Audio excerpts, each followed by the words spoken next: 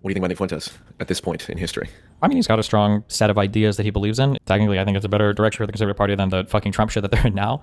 But obviously, I'm opposed to any state religion-ish stuff and a lot of kind of the more racial essential ideas and a lot of the retreat from what I would say are kind of like core, like capital L liberal values. You said you think it's a better direction than what Trump is going in? Yeah, I just think Trump is just a disaster. It's just a horrible administration. That it's a combination of narcissism and incompetence. Those two things together are just horrible. Like at the very least, if he was like obsessed with making America great for some racial reason or some fascist reason or whatever the fuck else, at least he'd be trying to make America great. But he's not. He literally is just a self-serving fucking retard. But he's even too stupid to be self-serving. So like their prosecutors are getting kicked out. Their court filings are fucked up. Like their DOJ is incompetent. They just tried to drop some of these Epstein files and they fucking didn't redact them correctly. And he's constantly backstabbing even his strong political allies. Like he shouldn't be backstabbing Mike Johnson or losing Marjorie Taylor Greene. So he's like politically ineffective. It's just dumb. It's just a fucking disaster. Yeah. Obviously, the mainstream discussion is, well, Nick Fuentes is an anti-Semite, a racist, and this is a bad direction for the Conservative Party to go in. And it needs to be contended with, but I think the problem is everyone calling him a racist and a hateful bigot. It's literally, is Donald Trump racist debate. It's like, it's totally irrelevant.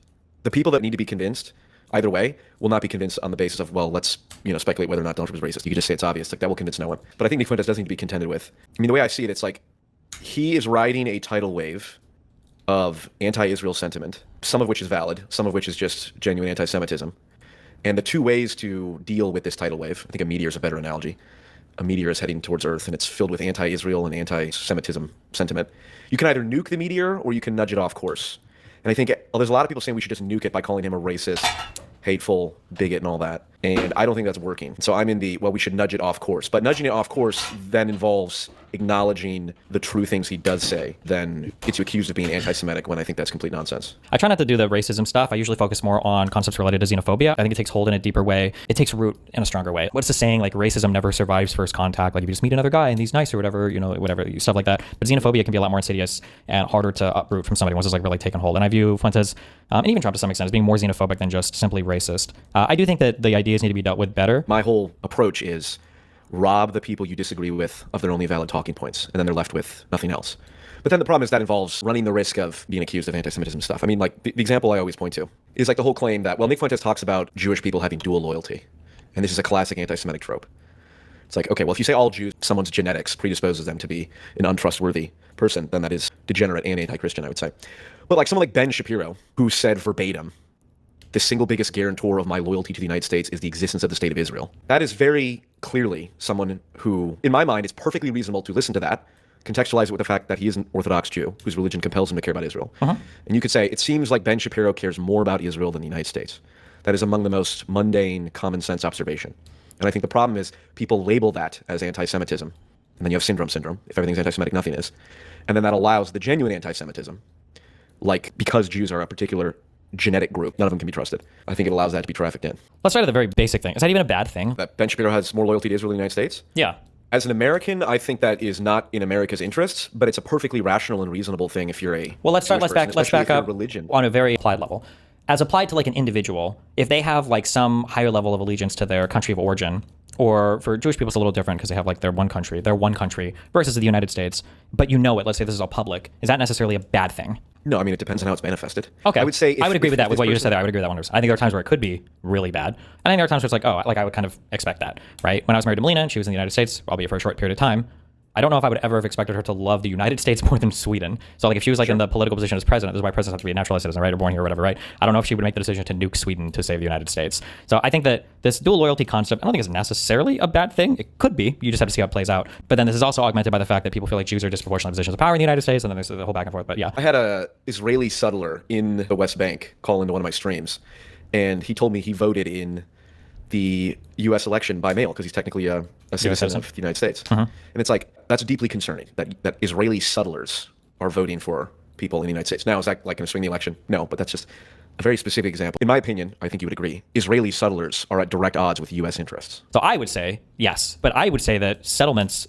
are opposed to Israeli interests even. I would say they're bad for Israeli interests. Yeah. I agree, 100%. But obviously that guy would disagree. And he would say, well, the settlements are good for Israel. And I think they're good for the United States as well because they strengthen Israel's foothold in the Middle East and we're the most important. Well, I don't know if I'd be comfortable to say like objectively he's wrong. I would say that they're wrong. But I would say that like I would expect him to vote the way that he feels is important. Like for as much as I would say he's objectively voting against U.S. interest, I would say that applied tenfold to every single person who voted for Donald Trump, especially a second time. Fair enough. Fine. Yeah, or third time, I guess. Yeah. Fine, but you do believe that is against U.S. interest. I guess my point is, that's a narrow example. Let's just pick a different example. Larry Ellison, head of Oracle. Is he Jewish? He's Israeli, yes. This is him speaking to the friends of the IDF. For 2,000 years, we were a stateless people, but now we have a country we can call our own.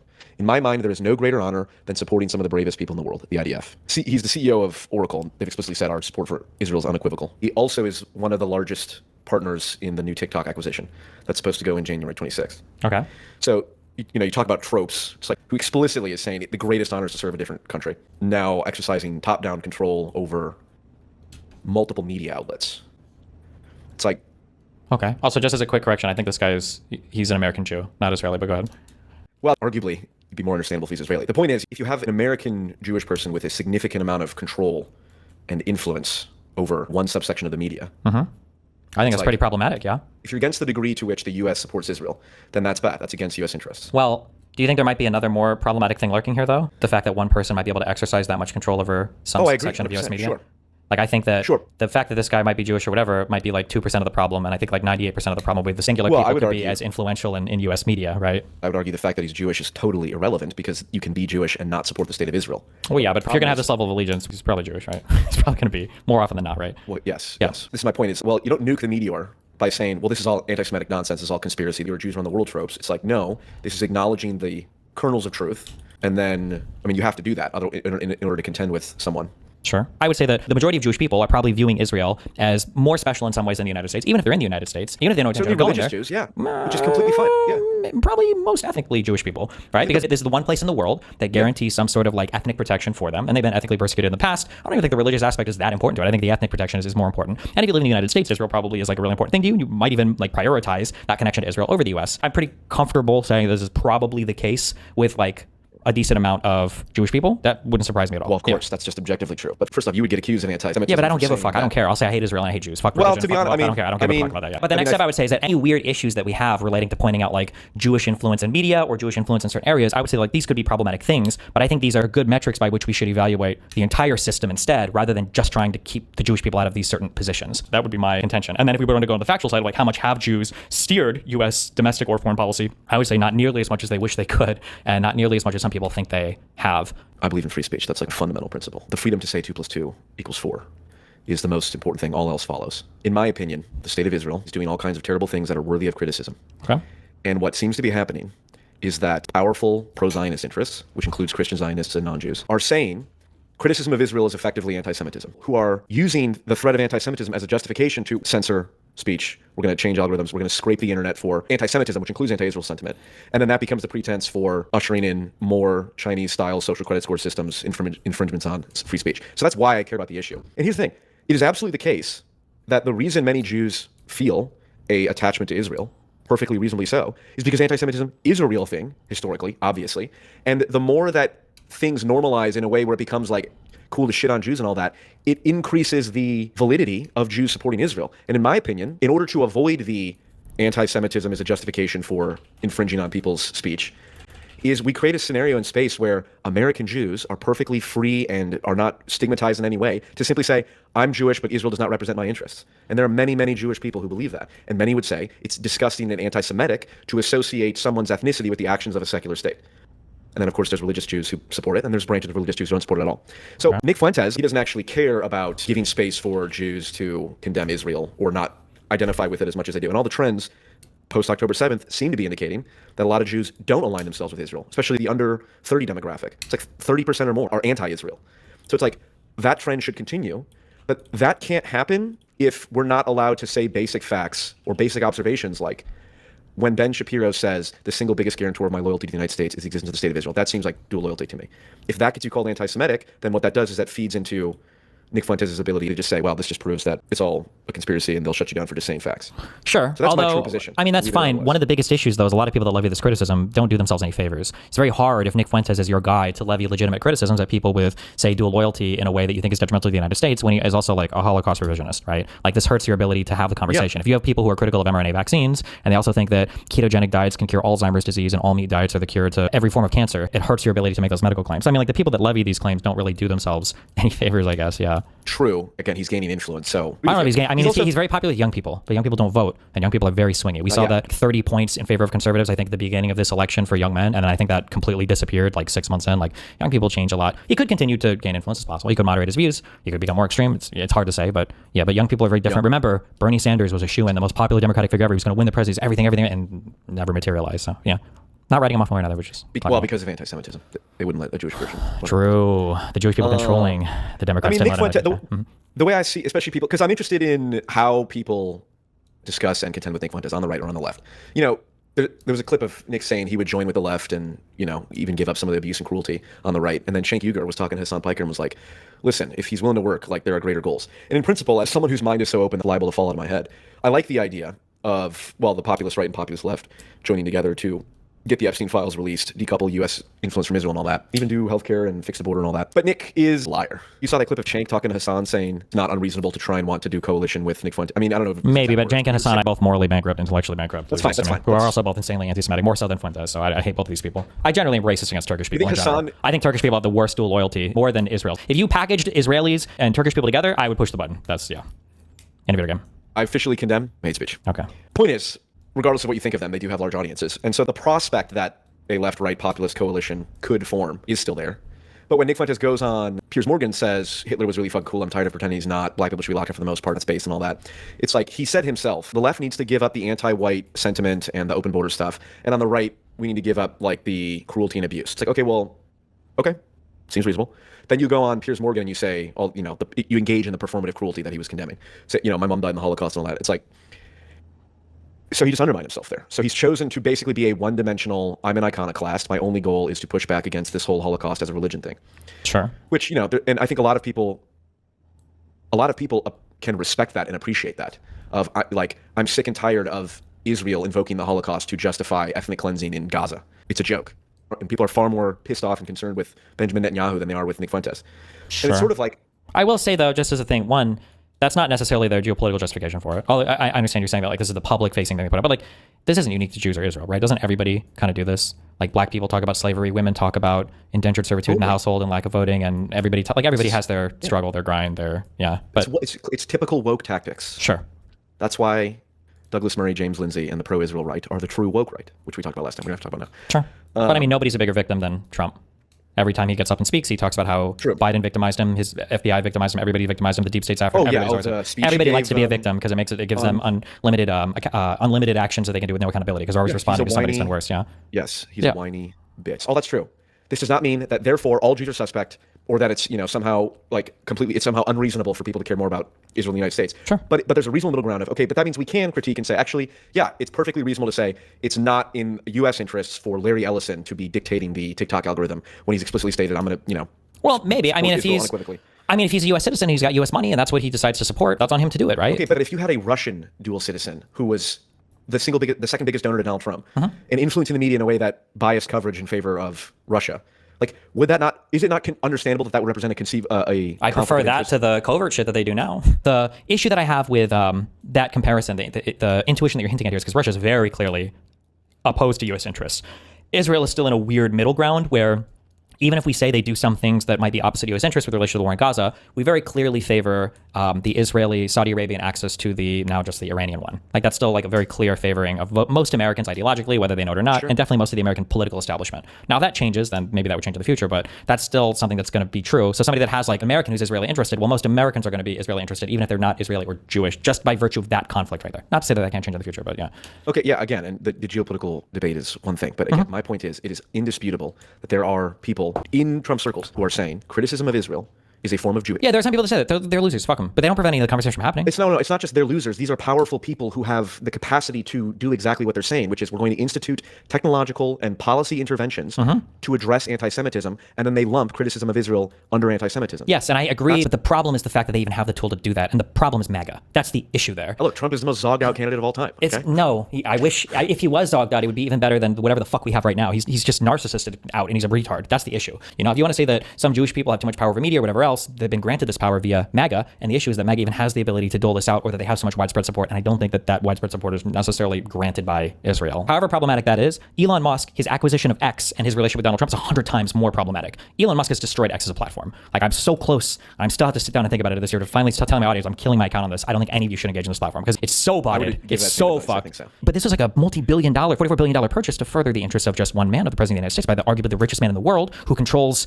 what SpaceX, what that we use for satellites and space related stuff, who controls Tesla, who is arguably on his way to becoming the world's first trillionaire. Like, this is so much more like Jewish people look at Elon Musk and they wish that they were this greedy and long-nosed and influential, and they're not, right? And this guy can't even keep it together. This guy's fucking ketted out of his fucking mind, like through no political savvy of his own. He gets Doge. Bro, if there was like a fucking Doge, some Jewish organization going through the government with the level of access that Elon Musk have, yeah, bro, Jewish people would fucking dream of this level of access, that they could audit the prior ownership of Twitter's files like Elon Musk let Barry Weiss and Schellenberger and all these hack fuck losers do. Like, these are problems. I agree, again, I think it's cringe that some people retreat to the anti-Semitism thing. I think that is cringe, but my God, MAGA is so much more fucking protected by the whole media establishment right now. Look at this fucking Barry Weiss 60 Minutes thing. This is insane. Jewish people wish they had this much control over the media. I get a little suspect when people really want to hyperfixate on like, we can't say anti-Semitic things. Like, bro, everybody says anti-Semitic shit now. Who the fuck cares? What speech is Elon Musk directly clamping down on? Because that's what I have the issue with the Sebastian Gorkas and the anti-Semitism as a national security threat crowd. So I would say that he destroyed X as a platform. So whatever speech was flourishing there has been severely degraded. It does seem like people are recognizing more. The pearl clutching has to stop. Yeah, but it's just so much like pearl clutching about pearl clutching too. Like, if you want to be critical of Israel, just be critical of Israel if you want, and then see what happens from there. I do it with like crime shit. Like, we should like spot crime enforcement is valuable. There's a decent amount of validity to the concept of like broken windows policing. Not all proportionate policing is you mean racism. Like stop and frisk? No. Like, high crime areas should have more cops enforcing crime there than like setting cops throughout an entire city is fucking retarded. Even if it results in a disproportionate amount of enforcement, even if it results in a disproportionate amount of arrests, even if it results in a per capita disproportionate amount of arrests, if the per capita crime committing rates are the exact same between races, it's still probably a good way to use law enforcement in a city. And then if you want to seek to rectify any inequities that exist in society, it can't be at the crime enforcement level. At that point, you're too late. So like, these are conversations you can have. I feel comfortable having these conversations with anybody. I mean, obviously not everybody will talk to me, but like, I think you could have these, but I also think it's pretty clear when I'm speaking. I'm not a racist person. I don't hate most black people, just like I don't hate some Jewish people. And I don't hate, most Israelis, whatever. So I think I have like the leeway, I have the credibility to talk about these things. But if I spent all of my time on stream, opining about race realism and inbred genetic IQ differences and everything else, and I was like, now let's talk about crime. Well, yeah, people are going to look at me like a little bit weird. You're like, well, okay, because it's going to be a little bit sussy baka at that point, which is fair, I think. Yeah, I 100% agree. Listen,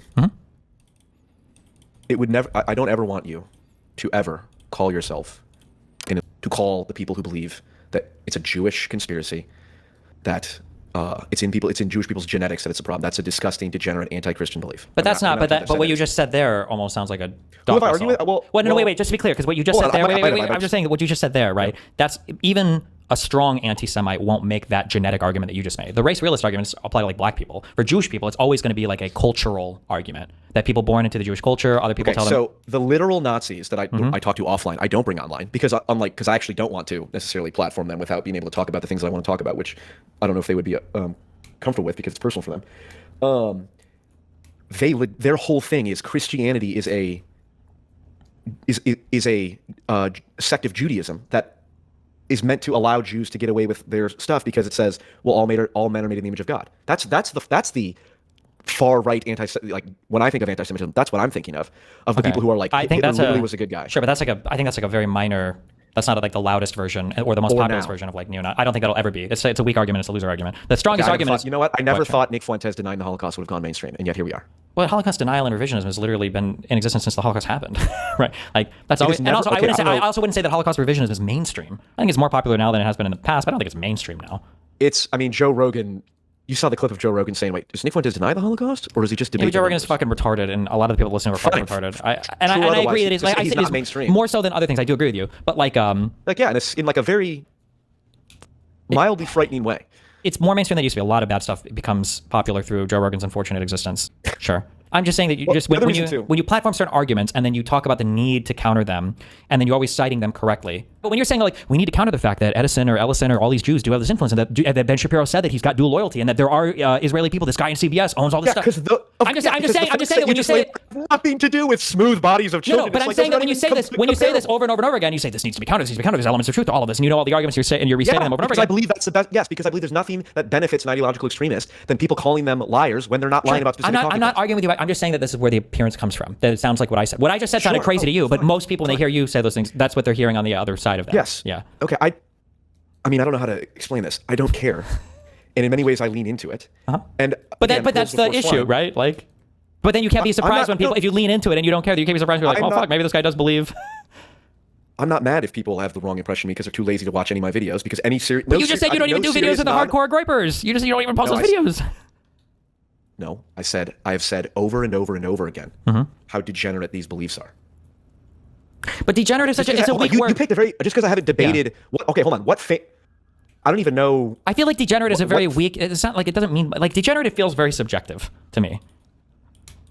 Okay, well, so does disgusting or whatever. Fine. Immoral, yeah. If you say like incorrect, stupid, wrong, false is stronger, I would say. But like it's when you say, because it almost feels like you're saying, right, when you say it's degenerate to be so heavily anti-Semitic, it almost sounds like you're committing the error that you would claim my side commits, where it's like you might be factually correct on everything, but I think it's bad to say it. You're degenerate. That's what it almost feels that way. Okay, fine. I would say my definition of degeneracy requires deception. That's part of it. Like hedonism is degenerate. Oh, sure. That could be the case, but I would argue you're using a relatively personal definition. I don't think most people would say that deception is part of degeneracy. Yeah. Yeah. The two things I would say is I don't care. People can call me all kinds of names. In many ways, it makes me more and more powerful because then I have increasing amounts of evidence that I'm both called controlled opposition. What is it? I have a galenic facial structure. Okay. According to the Groypers. And every time I make a video about Nick Fuentes, it is mostly Groypers complaining about it. And then I have what all the leftists call it. It's like, I don't care. It's fine. If anything, that benefits me. But I am interested in how this plays out in the broader discourse, which is why I'm talking about it. Okay. And the other thing, too, is just, I think it's like I have people in my life who went down the real Nazi rabbit hole. Yeah. And so I don't take seriously the opinions of people who know really nothing about how anti-Semitism actually functions in people's minds and how it is almost always, in my opinion, a combination of mild to severe autism and significant childhood trauma that's directly related to hates, like racism shit. And it's like, so I just don't care because I know what I believe. And if people want to accuse me of stuff, that's fine. It works to my advantage in many ways. Yeah, I mean, if you don't give a fuck, then that's fine. Yeah. I mean, I do in my real life. Okay. That does bother me. Well, you're just a racist. It's like, no, I've seen it close up. I've seen the amount of time when people talk about Jews controlling, when people talk about going to the libraryofhate.com back 10 years ago, or whatever this fucking was, and Jews do this and Jews do that. It's like, in my experience, twice as often those people were talking about killing themselves because it is truly a degenerate belief. It worries me now that it's becoming more and more mainstream. Yeah, it's bad, yeah. But believe it or not, it sounds like you agree, the best way to not have the worst elements of it get mainstreamed is by saying, yeah, okay, the dual loyalty thing, fine. We can talk about that on substance. We're not going to call you racist or hateful. But there has to be, like, another issue you run into, too, is the cruelty and the selective empathy that people have. People on the other side will never 100%. tolerate the selective empathy, right? So, like, something that you brought up, I thought this was incredibly interesting. I wish I still had the article. I don't remember if it was an article, even a fucking tweet that I read, that there is an interesting commonality between a lot of the recent like mass, or I shouldn't say mass shooters, but like shooters or assassins that have been appearing on the political scene. And it's not that they're left wing. It's not that they're MAGA. It's not that they're trans or Antifa. It's that a lot of them are just fucking schizo young people that have spent way too much fucking time online. But like you wouldn't be able to bring this up because the right would attack you for basically anything that doesn't say that it was Antifa or the left. And maybe there are people on the left who would get mad if you wouldn't blame it on MAGA or Trump or whatever. But like even if I point to the trans shooter, I believe.